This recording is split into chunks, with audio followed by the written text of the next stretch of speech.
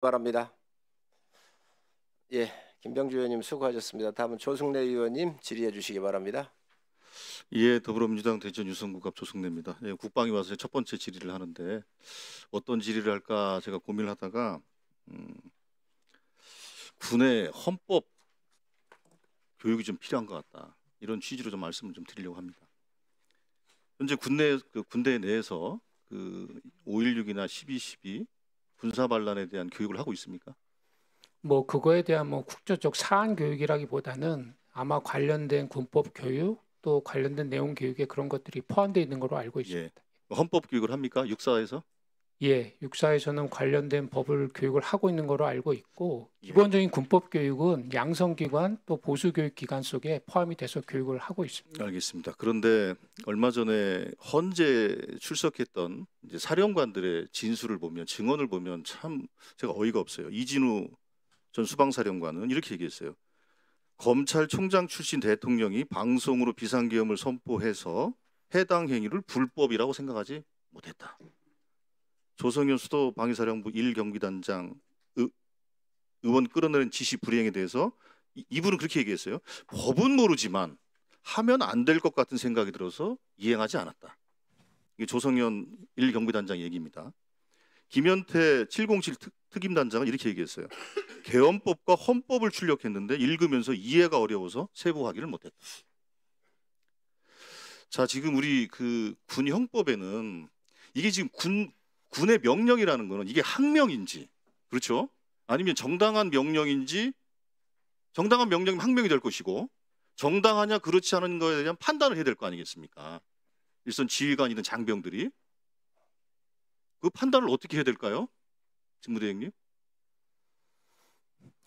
의원님 제가 말씀드릴 수 있는 것은 밑에서 명령을 수행하는 사람들은 명령을 판단한다라는 개념보다는 상급자한테 부여된 직무와 책무 중에 상급자는 적법한 범위 내에서 명령을 하달해야 된다라는 그 원칙이 있기 때문에 그러면 자 그래요. 그러면 참 대통령이 군 통수권자인 대통령이 계엄을 선포해서 자 그러면 당연히 이제 계엄사령관이 임명이 됐고 그에 따라서 군대가 이제 동원된 거 아닙니까?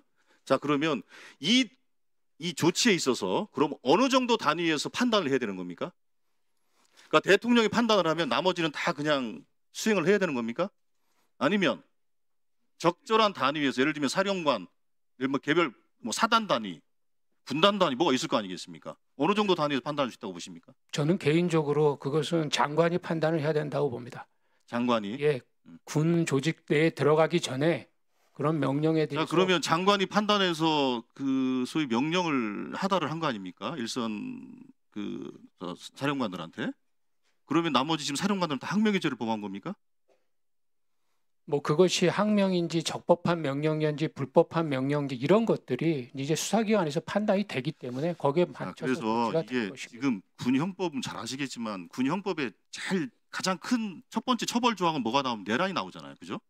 내란죄, 그다음에 뭐 이적의 죄 쭉 나간 다음에 마지막 한 8장쯤 나오는 게 이제 항명의 죄 이렇게 나오거든요. 자, 그랬을 때 앞에 한 6가지의 내란부터 이적죄 이르기까지 한 6가지 정도의 죄목에 대해서 그러면 지휘관이든 그 지휘를 받는 장병이든 그럼 판단을 할 수 있어야 될 거 아니겠습니까? 그러니까 그 장병을 다 일괄적으로 묶으면 저기 병사서부터 장군까지가 모두 장병인데 그런 것을 다 판단하는 위치에 놓는다는 것은 뭐 저는 개인적으로 동의하지 않습니다.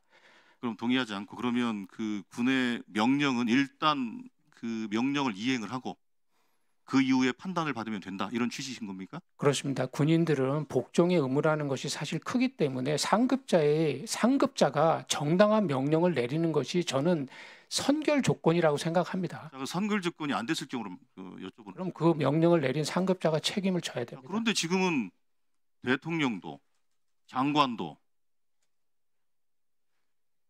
부인을 하고 있지 않습니까? 뭐 그것은 법이 판단할 것이라고 생각합니다. 하고 있고 사실 아까 우리 한기호 의원께서 말씀하실 때 실제로 그 차관의 그러니까 직무대행의 그 취지에 따르면 사실은 일선 뭐 사령관이든 장병들은 사실은 그냥 명령을 이행한 정도의 것으로 보여진다면 사실은 그런 분들에 대해서는 사실은 처벌을 하더라도 뭐 가볍게 하거나 사실은 면책을 주거나 저는 폭넓게 해야 된다고 생각을 합니다. 근데 그러려면 어떤 전제가 있어야 되냐면 대통령과 장관이 내가 잘못 판단했고 내가 명령을 했다. 내가 책임지겠다. 그러니 나머지는 다 봐주자. 이렇게 용기 있게 얘기하는 게 필요해요. 그러면서 국민과 군에게 진심 어린 사과를 해야 된다고 생각합니다. 사과를 하지 않고 나는 죄가 없다. 그럼 결국에는 아까 황 의원도 얘기했습니다만 그러면 대통령은 지시하지 않았는데 사령관이 혼자서 유리창 부시고 들어갔고 체포조 편성해서 그 선관위 보내고 이랬다는 거거든요. 이게 얼마나 황당한 코미디입니까? 예, 그 사실굴 여부를 아마 사법기관에서 판단을 할 것이라고 생각합니다. 그래서 지금 군의 사기를 떨어뜨리는 것은 대통령과 김영현 장관의 무책임한 또 구질구질함이 대한민국 국군을 지금 망치고 있습니다. 훗날 이 부분에 대해서는 사법적 판단과 또 헌법적 판단이 내려질 텐데 그 이후에는 군이 정말로 교훈으로 삼아서 해야 될 것으로 정리해서 제가 보기에는 육사도 그렇고 각군 사관학교라든지 장병들한테 저는 교육을 해야 된다고 봅니다. 그렇기 때문에 저는 헌법 교육도 필요하다고 말씀을 드리는 겁니다. 왜냐하면 군 형법에 내란죄가 제일 먼저 나오는 이유가 뭐겠어요? 군은 국민과 국가의 재산을 지키기 위해서 존재하는 겁니다. 그런데 그 국가를 망가뜨리고 국민의 재산을 심각하게 위협하는 그런 행위를 했으니 당연히 내란죄를 군형법의 첫 번째로 다루는 거 아니겠습니까? 그래서 그 직무대행께서는 그리고 뭐 합참의장을 비롯해서 각군 지휘관들이 계실 텐데 이번 사건을 계기로 해서 우리 군이 어떻게 헌법과 법률에 대한 정확한 지식을 가질 것인가, 혹은 각종 그 사령부의 법률 참부의 기능 같은 것도 어떻게 좀 높여갈지 그런 거에 대해 검토를 좀 하시길 바라겠습니다. 예, 말씀 감사드리고 그거에 대한 필요성 저희들이 지금 인식하고 있기 때문에 후속 조치에 꼭 반드시 포함시켜서 잘 정립해 나가도록 하겠습니다. 예, 조성래 의원님 수고하셨습니다. 다음은 강선영 의원님 질의해 주시기 바랍니다. 국방부 장관 직무대행님,